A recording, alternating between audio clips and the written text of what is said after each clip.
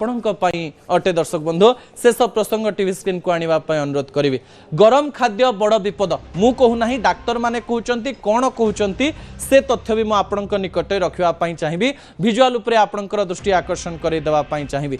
जितेबाला गरम खाद्यर कथा कहुच्छी अनेक लोक देखिए हांडी काढ़ू काढ़ू खावाई कहे भात बहुत गरम थी, डालमा बहुत गरम थी, चिकेन झोल बहुत गरम थी, मटन झोल बहुत गरम थी, ताकू विकल से माने खाई लगती।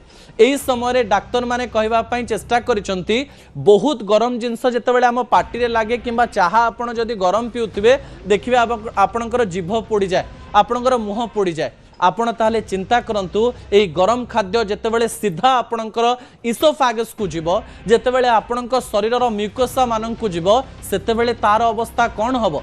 पाटी एवं जीभ ठारू सूक्ष्म जिनस आम शरीरर भितरे भितरे रही। दर्शक बंधु कहा जाउची सर्वाधिक गरम खाद्य खाउथबा व्यक्तिंक मध्यरे इसोफागस कैंसर हबार संभावना बढ़ी जाई थाए।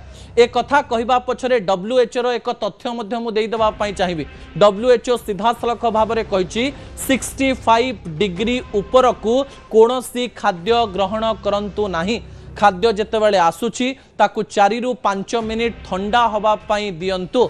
आपणंकु कोनोसी डाक्टर गरम खाद्य खाइबा पाई कहंती नाही, से माने उषुम खाद्य खाइबा पाई कहंती।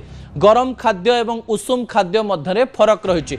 आपणक शरीर भितर थिबा म्यूकोसा पाखकू जेतेबेले गरम खाद्य पहुँचे ताहा सेही स्थान को इरिटेट करे। इरिटेट करिबा परे सेही स्थान रे म्यूटेट हुए कैंसर एवं सेही स्थान रे गोटे टिश्यू बढ़े, जो तथ्य अनेक कैंसर को बुझुथुबा डाक्टर माने कहबा पई चेष्टा करंते। दर्शक बंधु मु आशा करिवे आसु आसु कड़ेरु खाद्य खांतु नहीं, अपेक्षा करंतु आराम रे चोबे चोबे खांतु, जहाँ आपणक शरीर को सुस्थ रखिबो। असल